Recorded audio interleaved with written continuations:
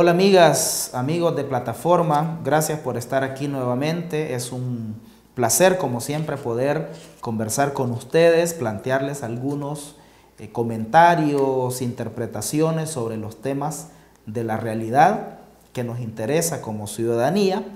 Quiero esta vez hablar de un tema que se nos quedó ahí en el tintero, como es la elección de los nuevos magistrados de la Sala de lo Constitucional. Un hecho que sucedió hace un par de semanas, pero que no habíamos tenido la posibilidad de comentar. En relación a este tema, quiero hablar de tres cosas. En primer lugar, hacer un recuento crítico sobre el proceso de elección de estos 4 magistrados para la Sala de lo Constitucional y un magistrado para otra de las salas de la Corte Suprema de Justicia. Quiero luego comentar sobre cómo quedó conformada la nueva sala y por último hablar de algunos retos que, en mi opinión, y a partir de la evaluación crítica que hacemos de la gestión de los 4 magistrados anteriores, tienen frente a sí los nuevos magistrados de la sala. Empezamos entonces. El hecho concreto es que finalmente, después de casi 4 meses de retraso en la elección de los magistrados de la sala, porque debieron ser electos en el mes de julio o antes del mes de julio, la Asamblea Legislativa logró un acuerdo y por unanimidad fueron elegidos los magistrados que ustedes ya conocen y una magistrada. Es criticable que la Asamblea Legislativa haya tardado tanto tiempo, que no hayan podido ponerse de acuerdo los grupos parlamentarios en tiempo y que pasamos 4 meses con acefalía en la Sala de lo Constitucional. La no elección no afectaba el Pleno de la Corte. El Pleno de la Corte podía sesionar con mayoría simple, con 8 de 15 magistrados y podía resolver la agenda, temas como los relacionados con la sección de probidad y otros temas que deben ser de conocimiento del Pleno de la Corte, podían evacuarse. Sin embargo, afectaba el que la Sala de lo Constitucional estuviera en acefalía y la imposibilidad de que fueran presentados recursos de inconstitucionalidad, que fueran presentados recursos de amparo, que fueran presentados recursos de exhibición personal o habeas corpus, como se le llama. Entonces, la Asamblea Legislativa tuvo una omisión grave durante 4 meses. Incluso abogados de la UCA presentaron una demanda en la Sala de lo Contencioso Administrativo por esta omisión de la Asamblea Legislativa. Y otro aspecto criticable es el hecho de que haya habido, y probablemente el retraso tenga que ver con esto, presiones extraparlamentarias de algunos sectores que querían incidir en la elección. Se hablaba de algunos bufetes de abogados, de algunos gremios, asociaciones de abogados que estaban interesados en colocar a gente suya como magistrados, especialmente en la Sala de lo Constitucional, o instituciones conservadoras vinculadas al Partido Arena como FUSADES, como DTJ, que también habrían estado detrás de algunas presiones. Lo confirma ahora declaraciones dadas por uno de los magistrados, Carlos Avilés, quien ha criticado a estos gremios, a estas asociaciones, aunque él no las menciona por su nombre, pero se da a entender que se trata de estas asociaciones de abogados, de estas ONGs que estuvieron presionando para tratar de incidir en el proceso. Eso, digamos, queda como 2 manchitas al proceso de elección: la tardanza y las presiones extraparlamentarias que hubo de algunas instancias como la que hemos mencionado. ¿Cómo queda finalmente la Sala de lo Constitucional? Ese es el segundo punto que les decía. Esto es importante. Al parecer, en plano positivo, hay que reconocer y saludar el que la nueva Sala de lo Constitucional aparenta tener una conformación más plural y una conformación más diversa. Y esto es muy importante, porque uno de los problemas que hubo con la Sala de lo Constitucional anterior es que los 4 ex magistrados prácticamente formaron un bloque político y resolvían juntos todas las demandas y no se reflejaba diversidad de posturas jurídicas. Los tribunales constitucionales en todo el mundo se supone que en ellos convergen las diferentes corrientes de pensamiento jurídico, de pensamiento filosófico jurídico. Entonces allí se dan diferencias, si hay votos en contra y hay votos razonados, y ahí se encuentran puntos de confluencia para resolver algunos temas.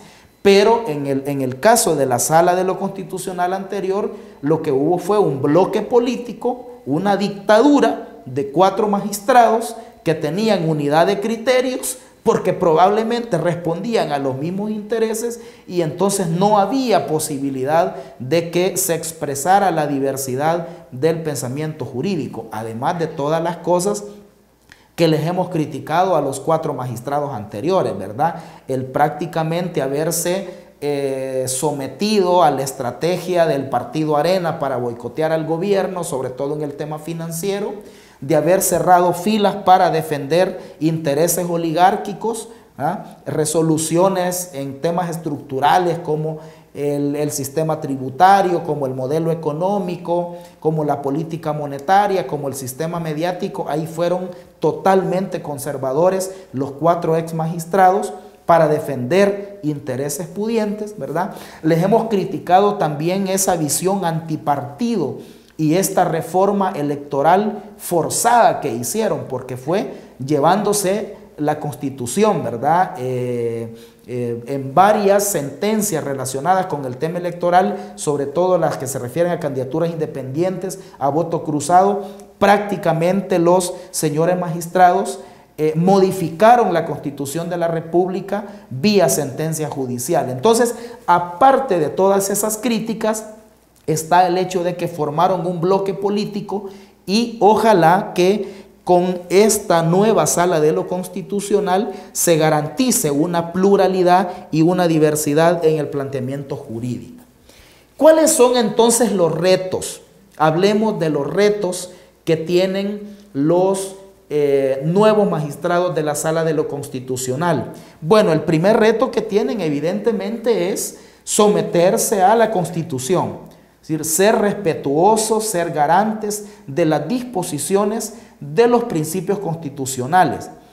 Y aquí debe haber necesariamente una diferencia fundamental en relación a los magistrados anteriores que se pasaron llevando la Constitución en varios puntos.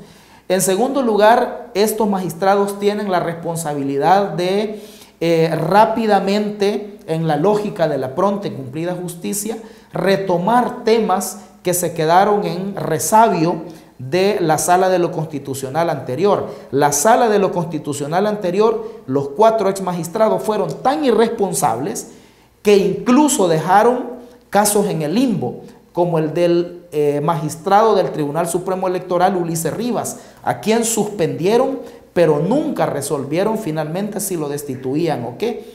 Y bueno, el efecto que esto tuvo fue cambiar la correlación, alterar el equilibrio en el Tribunal Supremo Electoral, que es un tema del que ya hemos conversado anteriormente. Y el otro desafío de estos nuevos magistrados es, lógicamente, corregir los errores, revisar algunas de las sentencias violatorias de la Constitución que aprobaron los magistrados anteriores. Es decir, yo esperaría que los nuevos magistrados revisen una serie de sentencias que emitieron los 4 magistrados anteriores, que corrijan una serie de locuras que hicieron los 4 magistrados anteriores. Por ejemplo, tienen que revisar las sentencias en materia electoral. Hay cosas de las sentencias de la sala anterior en materia electoral que son positivas en mi opinión, como es el hecho de abrir la posibilidad para candidaturas no partidarias, que no sea la única posibilidad los partidos políticos. Pero luego hay otras sentencias como la del voto cruzado y otras en materia electoral que no hay, además de que son cuestionables desde el punto de vista constitucional, no han tenido ningún beneficio para el país. El sistema político electoral salvadoreño no es más participativo, no es más transparente, no es más pro ciudadano después de las sentencias de la Sala de lo Constitucional. Entonces, hemos dicho que la lógica de hacer más participativo y transparente el sistema electoral debería ser vía mecanismos de participación directa de la gente, como el plebiscito, como el referendo. Ahí debería de haber una acción de la Sala de lo Constitucional y no en esta línea, en este sesgo antipartido que tenían los 4 magistrados anteriores. Deben también los nuevos magistrados revisar algunas sentencias que violentaron derechos políticos de algunos funcionarios. Ya mencioné el caso del magistrado del Tribunal Supremo Electoral, Ulises Rivas, que es un caso emblemático, ¿verdad?, de esto. Pero ustedes recuerdan que la sala anterior se caracterizó por destituir a ex magistrados de la misma sala, a ex magistrados de la Corte de Cuentas, a presidentes de la Corte Suprema de Justicia destituyeron con el argumento de pertenecer a partidos políticos. Destituyeron de tajo a 84 diputados suplentes en una sentencia sobre una demanda que lo que cuestionaba era la aprobación de bonos para financiamiento de deuda pública. Otra sentencia cuestionada de la Sala de lo Constitucional tiene que ver con temas, por ejemplo, en telecomunicaciones. La Sala de lo Constitucional le otorgó derechos de prórroga a los actuales concesionarios de radio y televisión por 20 años más, a pesar de que declaró que es inconstitucional las prórrogas automáticas. Sin embargo, les dio el beneficio de 20 años más. Esta sentencia también, de manera extralimitada, abordó el tema de la digitalización de la televisión sin que se le planteara el tema en la demanda y planteó que los actuales concesionarios tengan todos los beneficios y todo el espectro en el nuevo sistema digital, lo cual podría generar una mayor concentración de la propiedad de los medios de comunicación. La sala resolvió también constitucional la dolarización, el Tratado de Libre Comercio con Estados Unidos. La sala anterior también revirtió una serie de reformas fiscales progresivas que buscaban hacer menos regresivo el sistema tributario. En todos esos temas, señores nuevos magistrados de la Sala de lo Constitucional, ustedes tienen que entrar a revisarlos y revertir las cosas inconstitucionales que hizo la anterior Sala de lo Constitucional. Entonces esperamos que esta nueva Sala de lo Constitucional rectifique y que rectifique los errores de los anteriores magistrados y que actúe en base a la Constitución de la República y no defendiendo intereses de élites empresariales como fue la anterior sala, no defendiendo intereses de élites mediáticas como fue la anterior sala y no sumándose a estrategias de desestabilización política como hizo la anterior Sala de lo Constitucional. Y por último, para cerrar y de una vez conectar con el tema que quiero abordar en el siguiente programa, es relacionar la elección de los magistrados de la sala con la elección del fiscal general de la República. Resulta sospechoso que el partido Arena finalmente haya cedido en la elección de los nuevos magistrados de la sala, porque como quedó conformada la Sala de lo Constitucional, claramente se ve que el partido Arena no logró poner todas las cartas y ocupar todos los espacios que pretendía. Entonces la pregunta es, ¿a cambio de qué, señores de Arena, ha sido la voluntad política de ustedes para elegir a los 4 magistrados de la sala? ¿A cambio de qué? ¿Qué fue lo que negociaron? ¿Acaso es la reelección del fiscal Douglas Meléndez? Todo aparenta, amigos y amigas, que la cosa va por ahí. La correlación que está armando para poder reelegirse el actual fiscal, a pesar de que no tiene las credenciales para hacerlo, que no tiene el mérito para hacerlo, por lo cuestionable que ha sido su trabajo, por lo sesgado que ha sido su trabajo a favor del partido Arena, por las graves omisiones del fiscal en la no investigación de otros casos de corrupción que afectan a Arena. Todo parece que Arena negoció dar sus votos para la elección de los magistrados de la sala para reelegir al actual fiscal. Ojo con esto. Pareciera que el fiscal está finalmente armando su correlación. Y la última movida que el fiscal general ha hecho es amenazar al candidato presidencial de Ghana, Nayib Bukele, de investigarlo por el supuesto caso de corrupción del mercado Cuscatlán. Pareciera que la lógica es presionar a Ghana, porque la reelección de él depende de Ghana. Los 56 votos se logran con toda la derecha junta, incluido el partido Ghana. Entonces amenaza con investigar al candidato presidencial de Ghana, probablemente inhabilitarlo, a cambio para que los diputados de Ghana accedan a la presión y terminen reeligiéndolo. Si eso está pasando, eso sería terrible. Sería interesante que se pronuncie Nayib Bukele sobre este tema.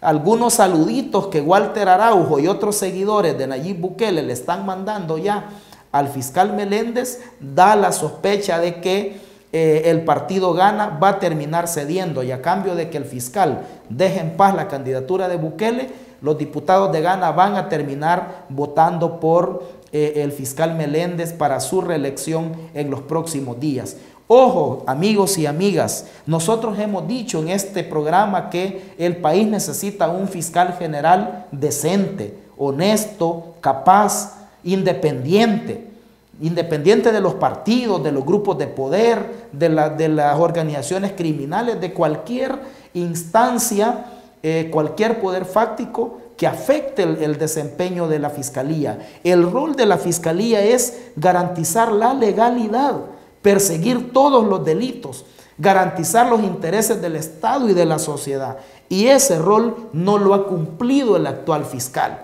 Le ha quedado grande la camisa de fiscal general al señor Douglas Meléndez y no debe ser reelecto en el cargo. Entonces hay que estar pendientes y hay que exigir a la Asamblea la elección de un nuevo funcionario y no a la reelección del actual fiscal Douglas Meléndez. De todas maneras, queremos retomar este tema en el próximo programa. Amigos y amigas, ahora solo lo dejamos ahí en el tintero para poderlo retomar la próxima semana. Muchísimas gracias.